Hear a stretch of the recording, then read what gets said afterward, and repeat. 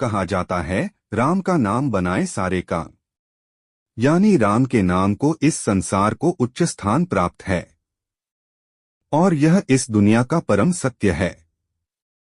तभी तो जब किसी की मृत्यु भी होती है तो उसे श्मशान की ओर ले जाते हुए कहा जाता है राम नाम सत्य है।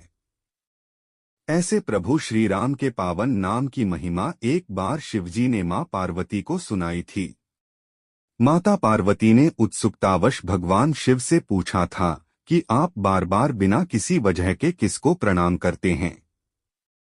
तब शिवजी ने माता पार्वती को कथा सुनाई थी और बताया था कि कलयुग में मोक्ष पाने का आसान तरीका क्या है।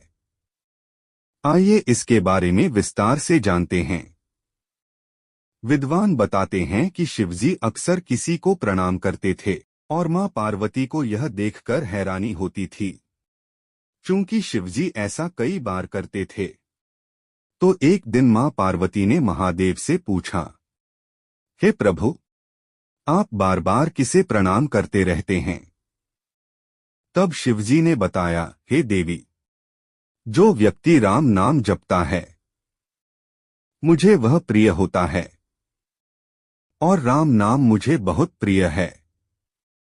इसके बाद मां पार्वती ने शिवजी से पूछा कि आप श्मशान क्यों जाते हैं और अपने शरीर पर चिता की राख क्यों लगाते हैं। इस पर शिवजी ने बताया कि राम नाम ही इस दुनिया का सत्य है। फिर वह मां पार्वती को श्मशान में ले गए जहां शिवजी ने एक शव को श्मशान की ओर आते हुए देखा और मां पार्वती से कहा कि देखिए, जब लोग श्मशान की तरफ जाते हैं तो राम नाम का जप करते हैं और मैं वही राम नाम सुनने के लिए यहाँ पर आता हूँ।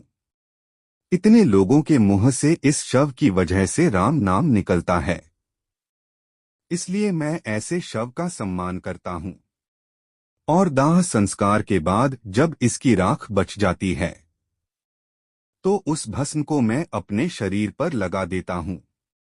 इसलिए कलयुग में राम नाम जपने वाले को मोक्ष की प्राप्ति होती है।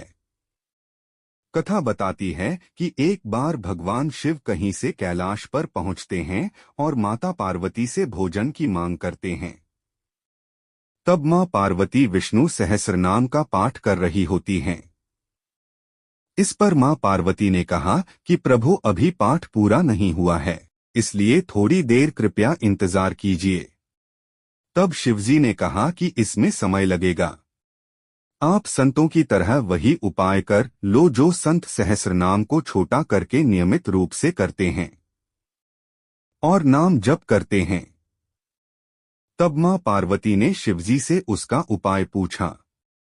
तब शिवजी ने बताया कि आप सिर्फ एक बार राम का नाम ले लें, आपको भगवान के 1000 नाम यानी सहस्रनाम का पाठ करने के बराबर फल मिल जाएगा।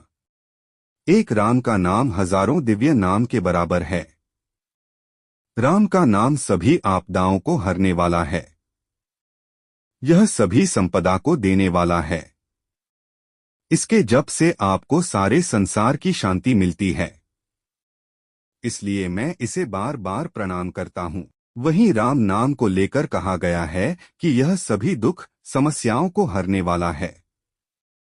यह सभी पापों का नाश करने वाला है, सुख संपत्ति को देने वाला है और यमदूतों को खदेड़ने वाला है, मोक्ष दिलाने वाला है।